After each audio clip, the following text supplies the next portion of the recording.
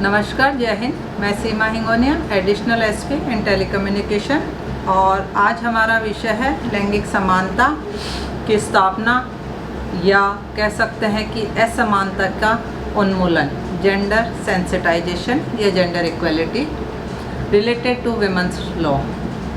हम आज इसको अपराध के कारण, अपराध का कैसे बचाव किया जाए, इन सब से रिलेट करके इसको हम बताना चाहेंगे कि जेंडर इक्वलिटी क्या है और जेंडर सेंसिटाइजेशन क्या है। जेंडर इक्वलिटी पे जब हम बात करते हैं तो एक बायोलॉजिकल डेफिनेशन अलग होती है और एक सोशल कल्चर डेफिनेशन अलग होती है। बायोलॉजिकल डेफिनेशन में हम ये कह सकते हैं कि जो प्रकृति ने प्रदत्त की है, एक फीमेल और मेल वॉइस, एक पुरुष और एक महिला प्रधान, परंतु जब प्रकृति ने इसका विकास किया था या उद्भव किया था तब दो ही जेंडर थे, एक फीमेल और एक मेल, और उनमें बहुत ज़्यादा डिफरेंस नहीं था। उनमें सिर्फ 2-4 बॉडी पार्ट्स या कह सकते हैं कि लैंगिक विभेद उन्होंने किया था प्रकृति ने, परंतु आगे चल के समाज और समाज की जो अवधारणाएं हैं या कल्चर या संस्कृति जिसे हम कहते हैं, उसने महिला पुरुष को एक अलग परिभाषा में डाल दिया। महिला कौन होगी, पुरुष कौन होगा, ये उन्होंने एक डिफ़ाइन कर दिया। जैसे जैसे हम विकसित हुए, समाज के विकास क्रम में जैसे जैसे व्यवस्थाएं विकसित हुई, वैसे वैसे परिभाषा कॉम्प्लिकेटेड होती गई, परिभाषा और ज़्यादा बदलती गई। आने वाले समय में पुरुष क्या होगा या महिला क्या होगी, ये उनके व्यवहार, खान पान, रहन सहन या उनके कपड़े पहनने के तरीके, उनके एटिकेट्स और उनसे जोड़ दिया गया। और कुछ चीज़ें और डिसाइड कर दी गई कि पुरुष का व्यवहार कैसा होगा, महिला का व्यवहार कैसा होगा, और इससे दोनों को एकदम डिफ्रेंशिएट कर दिया गया कि पुरुष एकदम अलग होगा, महिला एकदम अलग होगी। महिला का मतलब ये डिसाइड कर दिया जो निर्बल है, दुर्बल है, जिसको सहारे की ज़रूरत है, जिसको साथ की ज़रूरत है, जिसको ये करना चाहिए और ये नहीं करना चाहिए, डूज़ एंड डोंट्स उसके साथ जोड़ दिए गए कि एक महिला वो होगी जो पर्टिकुलर ऐसे ड्रेस पहनेगी, ऐसे चलेगी, ऐसे उठेगी, ऐसे बैठेगी, उसका ये व्यवहार होगा, उसको ये करना होगा। और पुरुष के रूप में एक स्वतंत्र ही नहीं बल्कि एक स्वच्छंद व्यक्ति को निर्मित कर दिया गया। एक व्यक्ति ऐसा जो पूरी तरह से स्वच्छंद है, जो किसी भी तरह से उठ बैठ सकता है, कुछ भी पहन सकता है, कहीं भी आ जा सकता है, कुछ भी कर सकता है। किसी के साथ गलत भी करना हो तो उसको स्वतंत्रता दे दी गई, उसको पुरुष के रूप में ढाल दिया गया। साथ में कुछ और डेफिनेशंस उसके साथ जोड़ दी गई कि एक महिला जो दुर्बल भी होगी, डरेगी भी, और जो सीमित भी होगी, जो अपने आप में सीमित भी होगी, और एक पुरुष जो सबल होगा, बलशाली होगा, जो डरेगा भी नहीं, जो रोएगा भी नहीं, जो चिल्लाएगा भी नहीं, और जो हमेशा डोमिनेटिंग होगा, जिसको एक पर्टिकुलर वर्क दे दिया गया कि आपका काम घर संभालना, महिला को संभालना, उसका ध्यान रखना, एक तरह से कह सकते हैं उसकी चौकीदारी करना। और एक डेफिनेशन बना दी गई कि महिला जो बचपन में पिता के द्वारा, जवानी में पति के द्वारा और बुढ़ापे में पुत्र के द्वारा संचालित होगी, वो महिला होगी।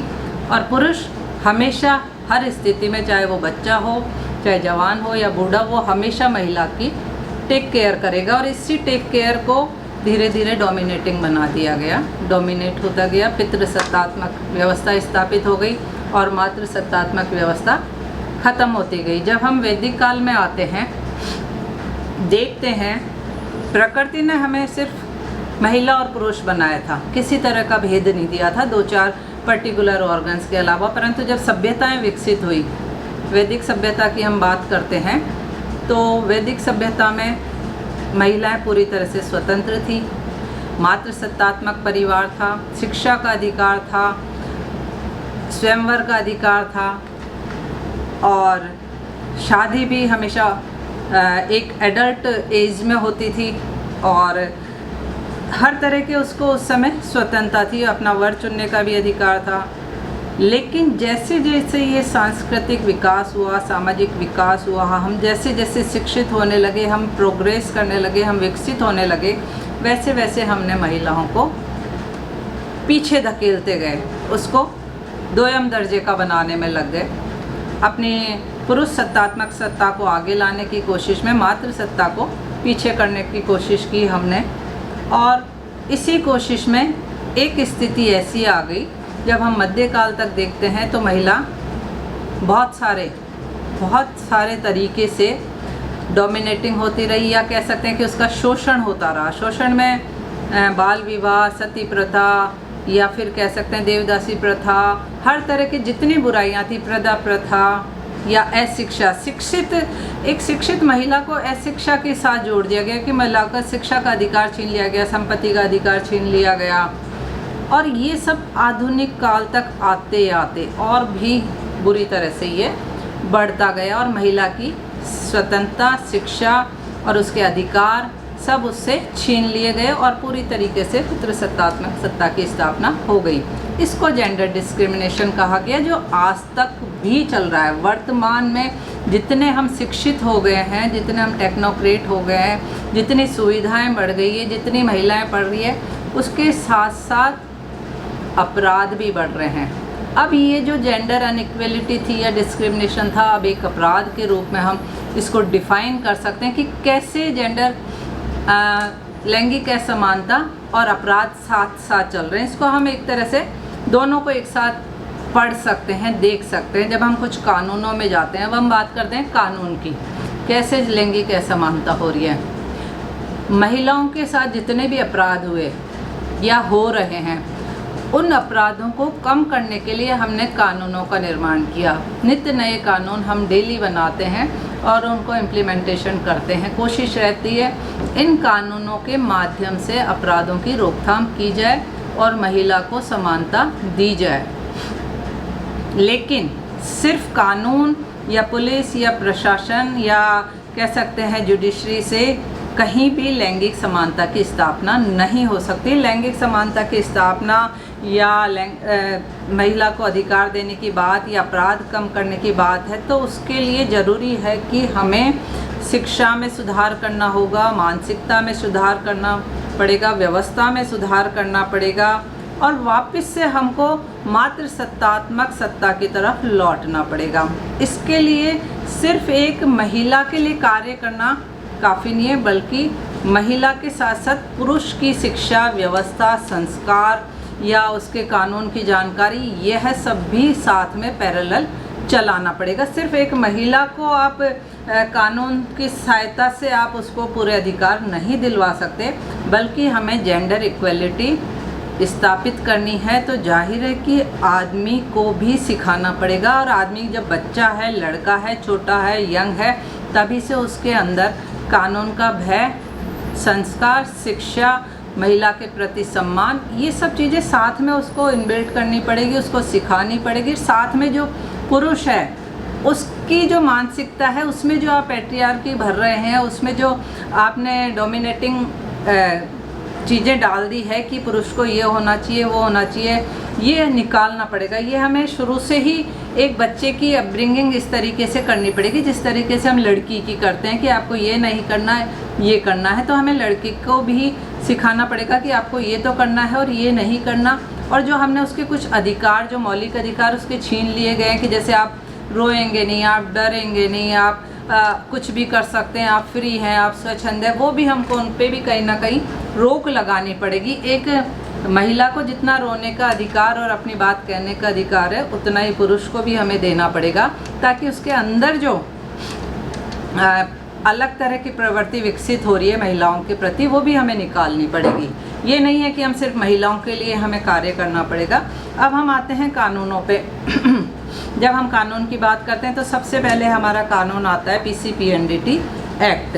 PCPNDT एक्ट ये सेक्स सिलेक्शन से रिलेटेड कानून है, जहाँ हमारे समाज में कुरीति स्थापित हो गई है कि लड़का पैदा होना चाहिए, लड़की पैदा नहीं होनी चाहिए, क्योंकि लड़की वंश नहीं चला सकती, लड़की संपत्ति में हिस्सा मांगती है, लड़की ये, लड़की वो करके हमने एक कुरीति स्थापित कर दी है कि सेक्स सिलेक्शन करने लगे हैं। PCPNDT, pre conceptional pre natal diagnostic test जो हम करा लेते हैं, जो तकनीक के माध्यम से हम जो करा लेते हैं, और जब हमें पता चलता है, जैसे ही हमें पता चलता है कि लड़की होने वाली है, तो हमारी कोशिश रहती है कि उसको अबॉर्ट करा दिया जाए, उसका गर्भपात करा दिया जाए।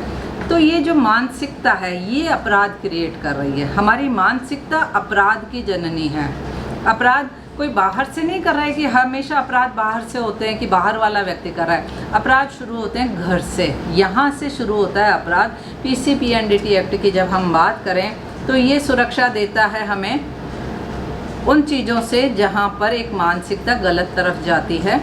यदि आपको इस तरह की कोई सूचना हो कि यहाँ लड़की का सेक्स सिलेक्शन किया जा रहा है और उसको अबॉर्ट किया जा रहा है, और ये जो टेक्निक्स हैं वो ये लेबोरेटरी यूज़ करी है, ये हॉस्पिटल में इस तरह की टेक्निक्स यूज़ हो रही हैं, तो वहाँ पे हमें PCPNDT एक्ट का सहारा लेके और उस लेबोरेटरी, उस हॉस्पिटल या उस परिवार या उस व्यक्ति के खिलाफ हमें एक कानूनी कार्रवाई करनी पड़ेगी, और उस कानूनी कार्रवाई से उनको सज़ा दिलवानी पड़ेगी, ताकि उनके अंदर महिलाओं या बच्चों के प्रति जो कुरीति आ गई है, गलत भावना आ गई है, उसको दूर किया जा सके।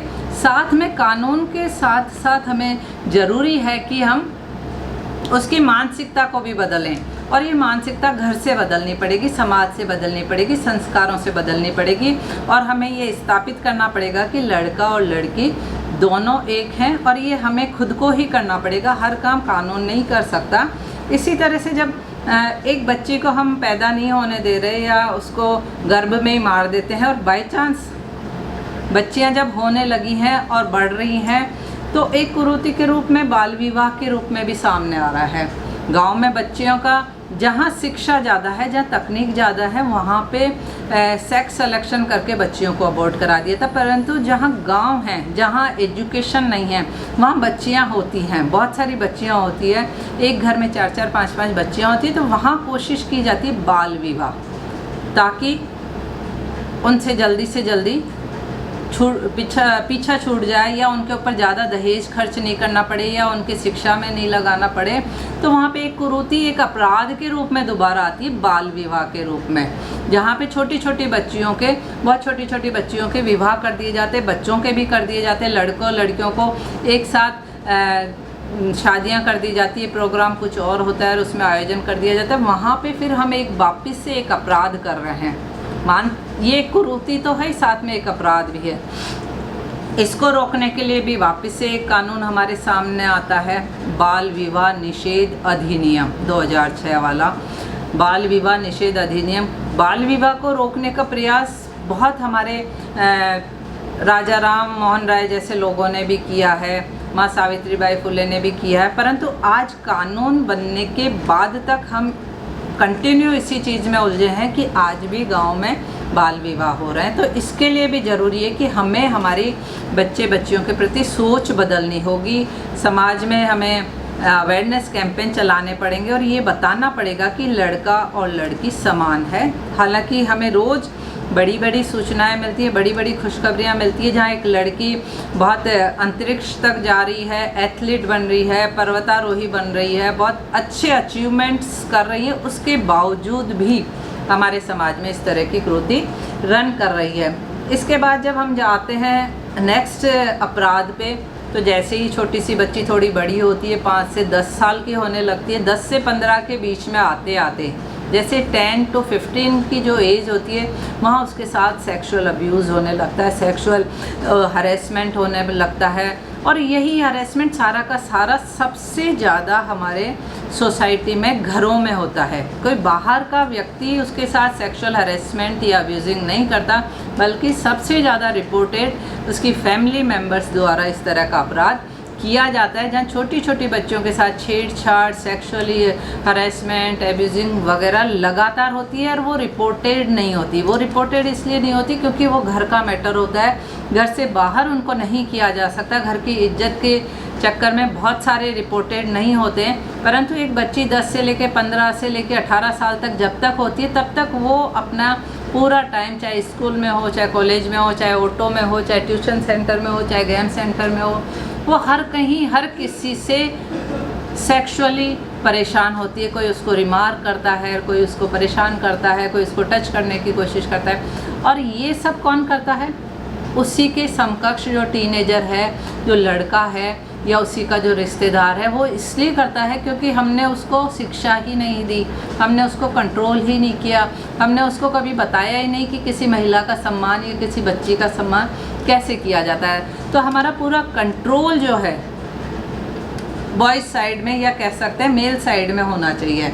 हमारा सारा एजुकेशन सिस्टम मेल साइड में होना चाहिए। उनको हमें सिखाना पड़ेगा, उनको बताना पड़ेगा। यदि वो ऐसा, हम उन्हें उस स्थिति पे नहीं रोकते हैं तो वो आज वो जिस बच्ची को छेड़ रहा है, कल वो उसका रेप भी कर सकता है, एसिड अटैक भी कर सकता है, गैंग रेप भी कर सकता है और मर्डर भी कर सकता है। तो हमें उसको रोकना पड़ेगा।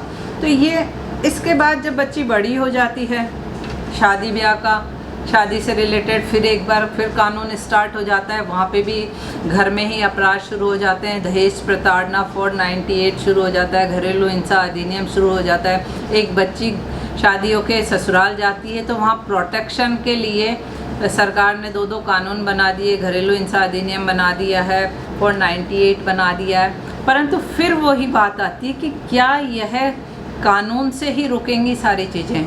क्या समाज अपने आप इन सबको नहीं बदल सकता? क्या दहेज की प्रथा सरकार ने चला रखी है या किसी विशेष वर्ग ने चला रखी है? ये सब में है दहेज प्रताड़ना, इसलिए क्योंकि दहेज है।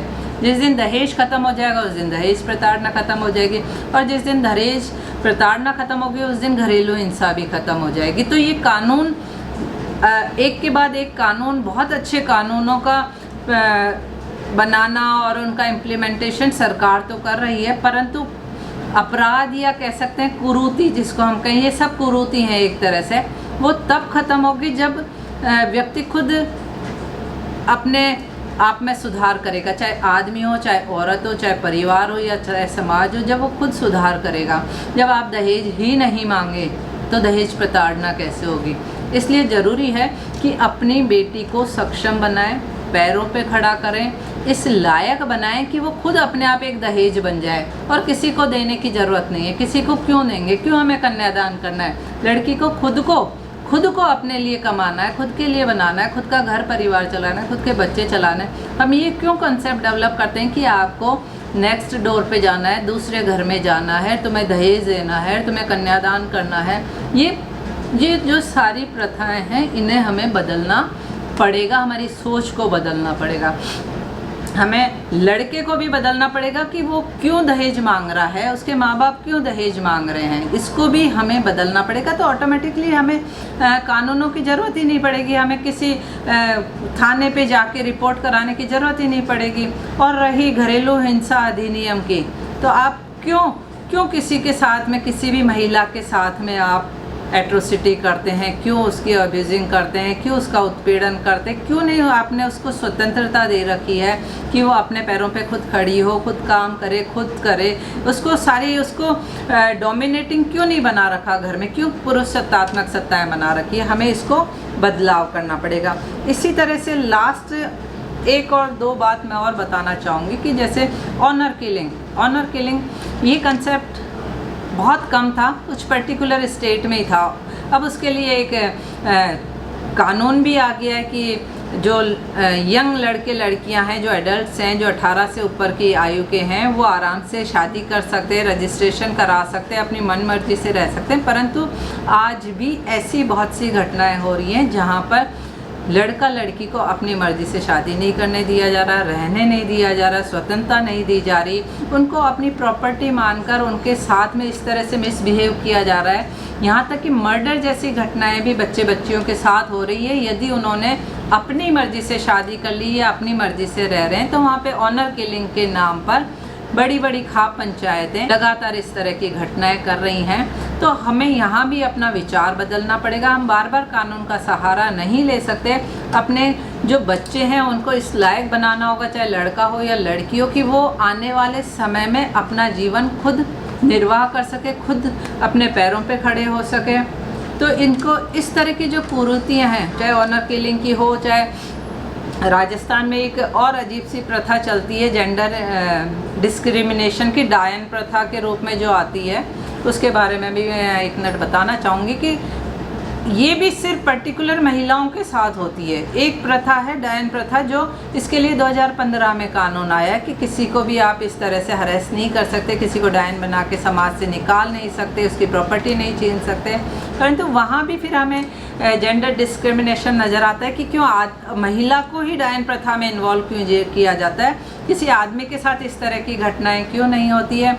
और लास्ट में फिर मैं बताना चाहूँगी कि एक कानून वापस से हमारे लिए आया जेंडर इक्वलिटी की स्थापना के लिए, या कह सकते हैं लैंगिक समानता की स्थापना के लिए, कार्यस्थल पर यौन शोषण उत्पीड़न निवारक कानून जो है।